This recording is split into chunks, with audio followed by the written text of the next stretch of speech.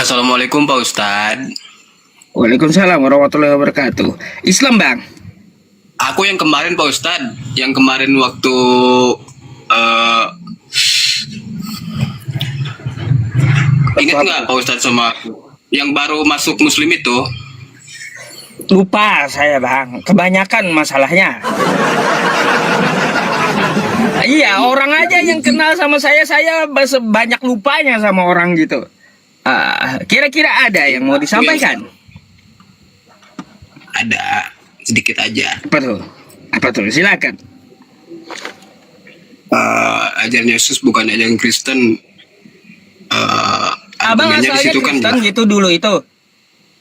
iya, Oh, udah berapa lama masuk agama Islam? baru 2 bulan lebih. Oh, 2 bulan lebih. Ya, ya, ya. Kira-kira nih, ada yang perlu disampaikan nggak supaya kawan-kawan yang Kristen juga bisa bertobat, menyembah Tuhan yang benar, bukan menyembah manusia lagi gitu. Kira-kira ada nggak bang pengalaman dari abang gitu, biar kawan-kawan kita bisa tobat coba. Aku gini loh, pernah apa ya, menanyakannya ini logika ya, menanya sama pendeta waktu, maaf ya ini nyeleweng, waktu umur kan kalau nggak salah Yesus itu umur 13 tahun nggak ada, Betul. sampai umur berapa tuh, 30 kalau nggak salah, berapa, 29, 30 nongol 29. lagi dia. Iya, aku menanyakannya gini, ketika dia nggak ada dia kemana? Katanya sekolah. Masa? Aku bingung, kenapa Tuhan kok Loh. Itu kan sering saya bawa juga di live streaming saya. Itu kan pendapat pendeta, beberapa pendeta yang mengatakan seperti itu. Kan seperti itu ya. Iya. Iya.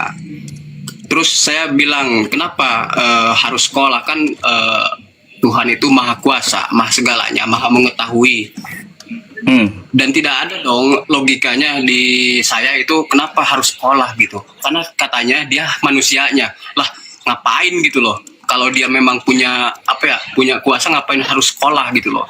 Itu loh argumen pendeta, bikin aku bingung kenapa aku login sampai ke Muslim itu, karena logika yang dipakai gitu, Bang. Iya bang, masalahnya gini, kalau Yesus itu sekolah, Tuhan itu sekolah, siapa gurunya? Kan harus dikasih tahu, kan gitu. Apalagi kan di Indonesia sekarang itu banyak ribut tentang masalah ijazah palsu. Ini Tuhan ijazahnya palsu atau asli? Perlu dicek juga. Bahaya gitu loh. Kalau Tuhan sekolah, banyak pertanyaan-pertanyaan. Nanti siapa kepala sekolahnya, apakah lulus atau tidak, terus dia uang sakunya tiap hari berapa, kan gitu. Jadi banyak pertanyaan aneh gitu kalau Tuhan itu sekolah. Apa nggak mikir gitu loh pendeta-pendeta itu menyampaikan ke publik kayak gitu. Contohnya nih kayak Anda kan akhirnya mulai berpikir kalau penyampaiannya seperti itu kan. Lanjut bang.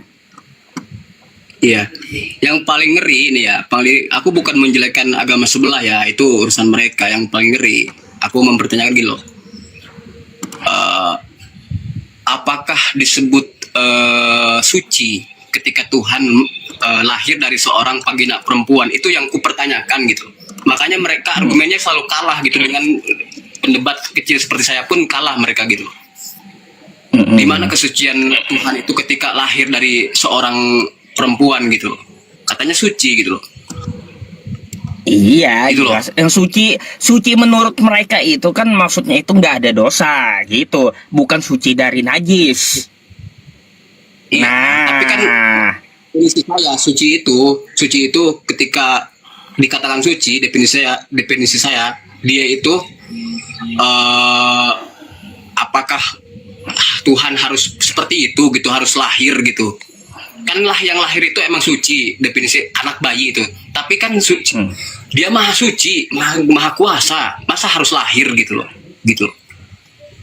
Ya kalau Ngerti nggak, Pak saya Ustadz, di sering situ? menanyakan kepada kawan-kawannya, kawan-kawan Kristen, argumennya dia suci dari dosa. Itu sih alasan mereka, bukan suci dari najis yang kayak gitu.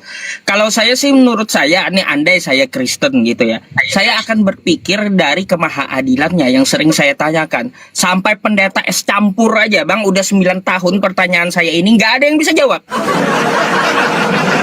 Jujur, tanyain aja. Kalau Yesus itu Tuhan, kita tahu Tuhan itu maha adil, kan kayak gitu. Nah, di mana letak Iya. maha adil Yesus terhadap kita? Sedangkan dia nongol di abad pertama, cuma satu kampung yang lihat fisik Tuhan gitu. Lalu mana keadilannya untuk kita yang di zaman sekarang? Kita nggak bisa lihat fisik Tuhan. Iya. Enak kali tuh manusia zaman abad pertama sama kampung Nazaret itu bisa lihat Tuhan. Kan saya baru nih Pak Ustadz, baru Muslim, mungkin saya lagi pengolahan lah istilahnya, sedikit memahami sedikit demi sedikit. Yang saya pertanyakan kan saya selalu ditanya, Lan, kenapa kamu masuk Muslim? Alasannya, kasih alasannya. Kan banyak kontradiksi di Muslim ini, gini-gini nih. Tuhannya nggak kelihatan. Nah, yang ku pertanyakan Pak Ustadz, saya harus jawab aja ketika lingkungan saya menanyakan kenapa Tuhan kamu nggak kelihatan, gimana saya jawabnya? Ya itulah bentuk kemahaadilan dia. Dia nggak nongol itu bentuk kemahaadilan. Sejak zaman Nabi Adam sampai kiamat nanti dia nggak bakal kelihatan gitu. Bukan berarti dia tidak ada.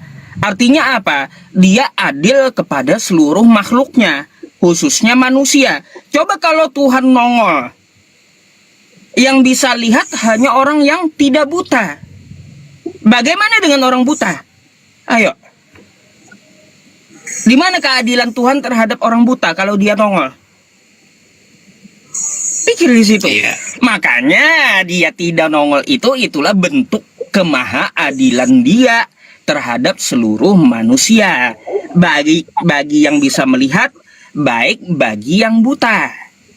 Nah gitu. Kenapa Tuhanmu nggak kelihatan? Itulah bentuk kemahaadilannya. Coba kalau dia nongol kayak Yesus, mana keadilan Yesus bagi orang buta?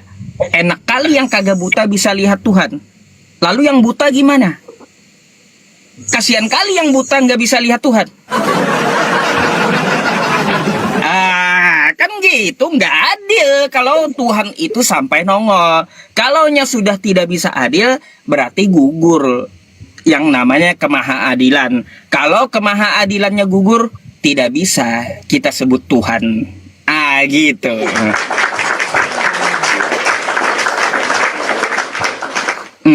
Masuk akal nggak menurut abang tuh penjelasan saya? Masuk akal. Iya, betul. Itu bang. Iya. Makanya Iya. saya sering menanyakan kepada mereka, Tuhanmu nongol tuh, mana keadilannya sama orang buta? Sampai mencret pendeta es campur pun nggak ada yang bisa jawab sampai sekarang. Bayangkan 9 tahun pertanyaan saya itu nggak ada yang bisa jawab satu pun. Sampai sekelas bukan S2 lagi, es campur aja pendetanya nggak bisa jawab.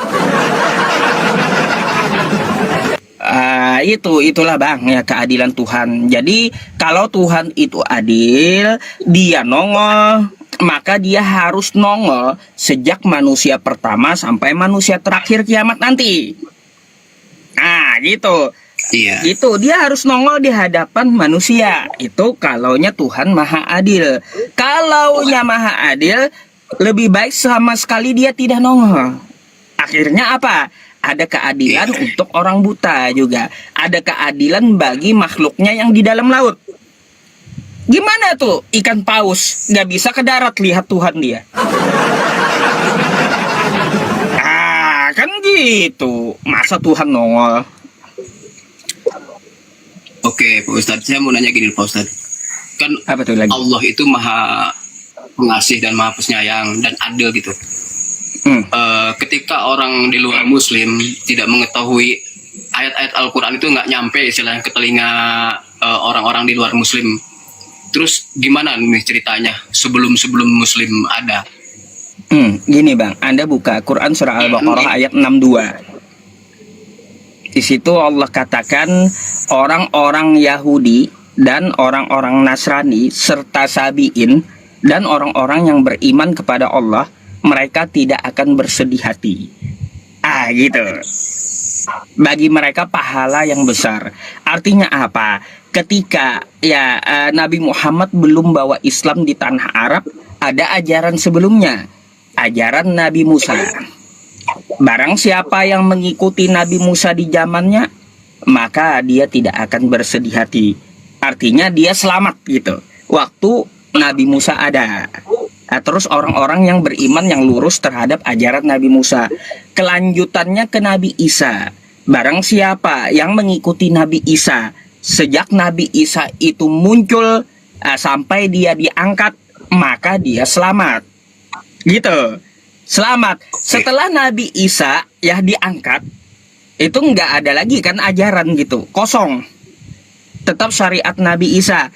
Terus juga nggak ada teknologi seperti di zaman sekarang. Maka orang yang di atas gunung kayak gimana? Nggak bisa mereka dengar ajaran para nabi kan? Kan gitu. Lalu orang di atas gunung kayak gimana? Nah, orang yang di atas gunung ini Allah disebut dia Sabi'in. Sabi'in itu dia mentauhidkan Allah, maksudnya itu dia tidak menyekutukan Allah meskipun dia tidak mengikuti syariat dari para nabi, karena dia tidak mendengar ajaran para nabi gitu. Karena tempatnya di atas gunung, teknologi belum ada, maka dia tidak bersedih hati juga. Artinya ketika dia mentauhidkan, mengesahkan Tuhan semesta alam, tidak menyembah patung, tidak menyembah manusia di atas gunung itu, percaya bahwa pencipta langit dan bumi dan yang menciptakan dia itu ada gitu. Itu dia juga tidak akan bersedih hati. Lanjut ke zaman Nabi Muhammad membawa Islam. Barang siapa yang tidak mengikuti Nabi Muhammad, maka dia akan celaka gitu. Akan celaka. Sampai Allah sudah sebutkan di Al-Maidah ayat 3. Al-yauma akmaltu lakum dinakum wa atmamtu alaikum ni'mati wa raditu lakumul Islam madina. Pada hari ini telah aku sempurnakan agamamu untukmu. Maksudnya disempurnakan kayak gimana? Islam itu bukan ajaran baru. Islam itu ajaran dari para nabi terdahulu. Hanya saja syariatnya nambah. Dulu di zaman Abraham nggak ada perintah untuk berhaji, itu nggak ada setiap manusia. Kenapa sekarang ada? Kenapa sekarang ada? Karena teknologinya sudah bisa kita enak pakai kapal, pakai pesawat. Coba di zaman Abraham diperintahkan manusia untuk berhaji ke Makkah, orang pakai apa? Pesawat nggak ada. Kan masuk akal. Makanya sempurnanya ajaran para nabi ketika Islam itu datang. Al-yauma akmaltu lakum dinakum wa atmamtu alaikum ni'mati, dan telah aku cukupkan nikmatku untukmu, kata Tuhan. Apa buktinya? Sekarang ada perintah syahadat. Bisa syahadat di media sosial. Dipermudah sekarang.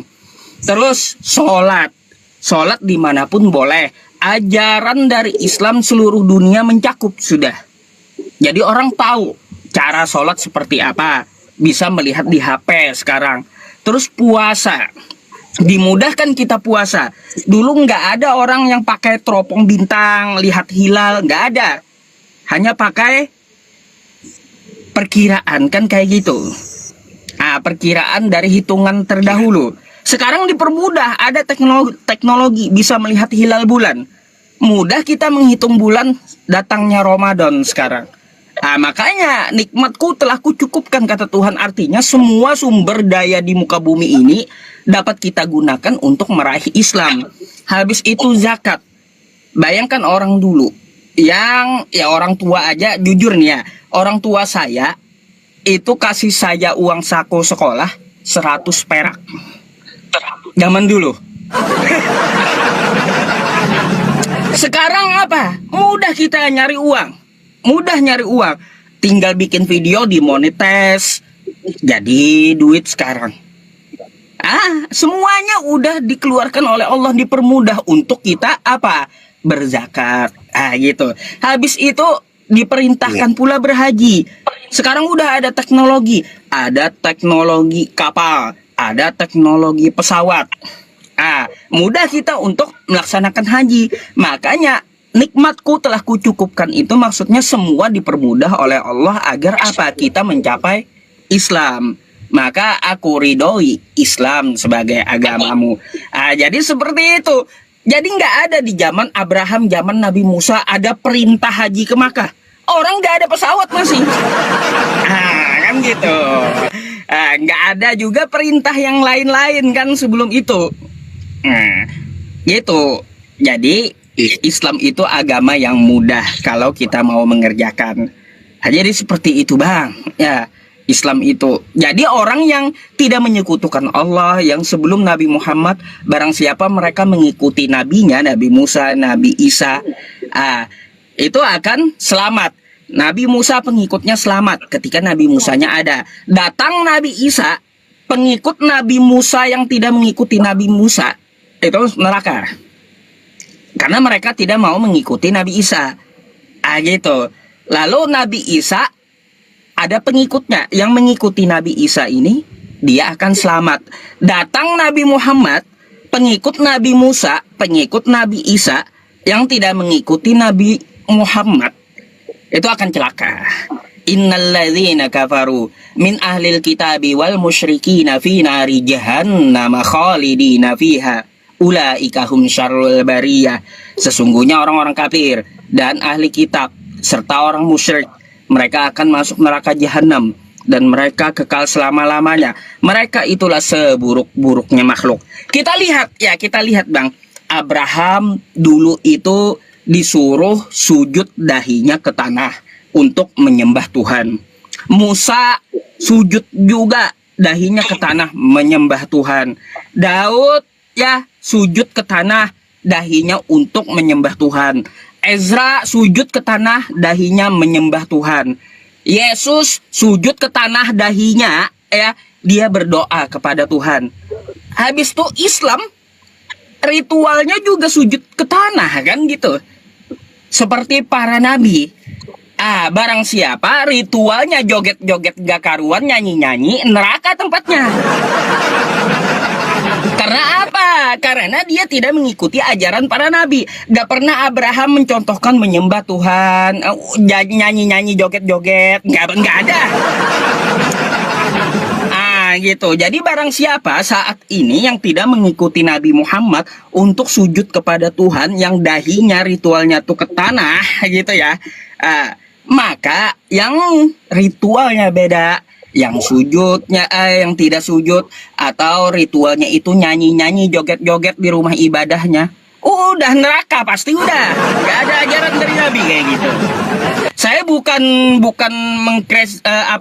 menyudutkan salah satu ajaran, enggak gitu ya bang ya. Tapi memang Islam bukan ajaran yang baru. Islam itu adalah ajaran penerus dari para nabi. Para nabi sujud, Islam tetap sujud. Makanya Quran surah As-Sajdah tuh ayat 15. Innama yu'minu bi ayatina alladzina idza dzukiru biha kharru sujada wa sabbahu bihamdi rabbihim wa hum la yastakbirun.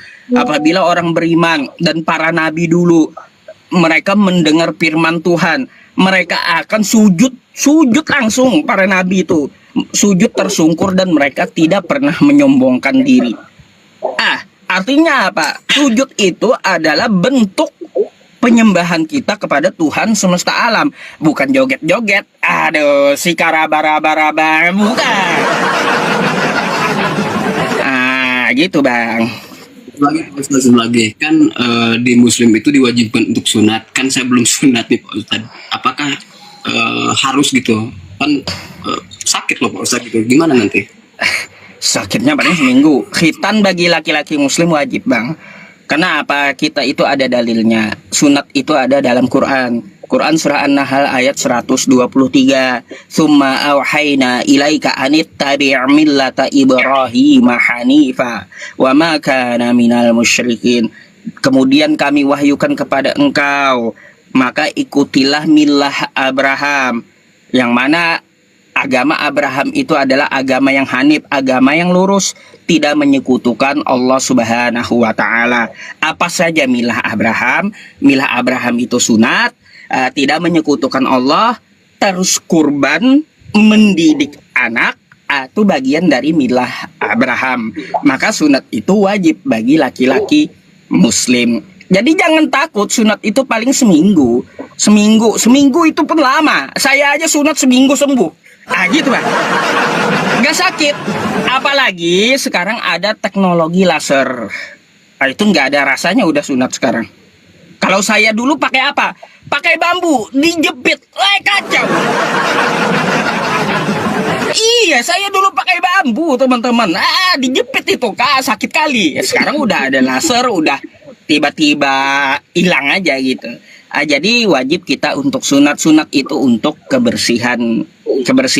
Kalau kita pipis tuh ya laki-laki, kadang-kadang kan laki-laki ini ada pipisnya yang berdiri kan juga kayak gitu. Itu kadang-kadang air pipisnya itu masih tersisa gitu. Dia nggak netes lagi, tapi dia malah tersimpan di bagian bawah kulit. Kalau nggak sunat ya masuk dia ke kulupnya, bau jadinya. Gitu. Makanya nih ya, tanya aja perempuan muslim, mau yang sunat atau kagak. Ngapain kagak sunat, jorok katanya. Gitu. Jadi gitu Bang. Jadi khitan paling sekarang 1.500.000 yang pakai laser. Seminggu sembuh, nggak perlu takut. Tanya aja yang udah masuk Islam. Gitu. Iya. Dan saya pun ditanyakan sama temen gitu kan, kan aku bertato Bang nih ya, kan bertato dalam dalam muslim itu apakah kan wudhu itu harus suci kan, apakah sah gitu nggak ada tato untuk sholat Bang? Nah ini juga fikihnya perlu belajar Anda. Tato itu haram. Salah satu alasannya mengubah ciptaan Allah yang udah bagus ya, bersih gitu badan kita, tiba-tiba dimasukkan tinta ke dalam kulit, sehingga kalaunya di bagian tangan di sini ibaratnya ini kan bagian wudhu, akhirnya air wudhu tidak meresap ke dalam kulit, maka wudhunya tidak sah. Gitu. Jadi hilangkan tatonya. Jadi seperti itu. Lantas Gitu. kalau Jadi misalkan jangan sampai menghalangi. Gini kalau kan kita ada teknologi tuh. Ada teknologi laser juga menghilangkan tato kan gitu. Ada juga kan dulu yang pakai apa itu, pakai sabun yang bikin hancur tangan. Sekarang kan ada teknologinya yang bagus mengeluarkan tinta dari kulit.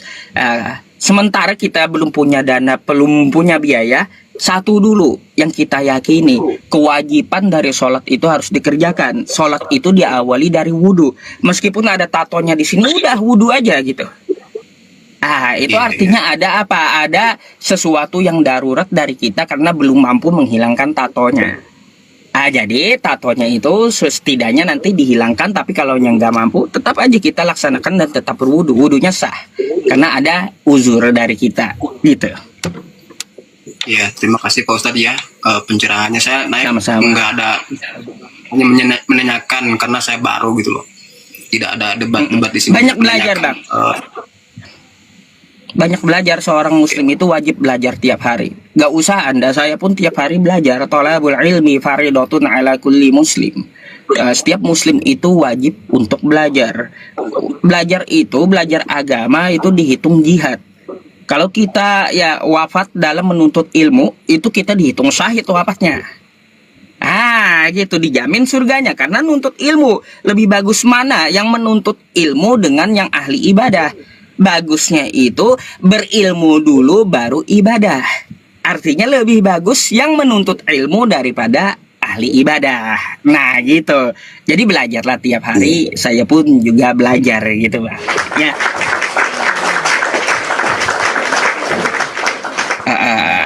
Kira-kira ada lagi? Terima kasih pencerahannya. Terus saya mungkin di sini banyak pembelajaran ya bagi saya. Mungkin saya tuh baru memahami gitu loh. Tapi saya berterima kasih sama Pak Ustadz untuk pencerahannya. Karena saya di sini nggak ada kok debat-debat. Saya nggak ngerti, soalnya nggak ngerti kan.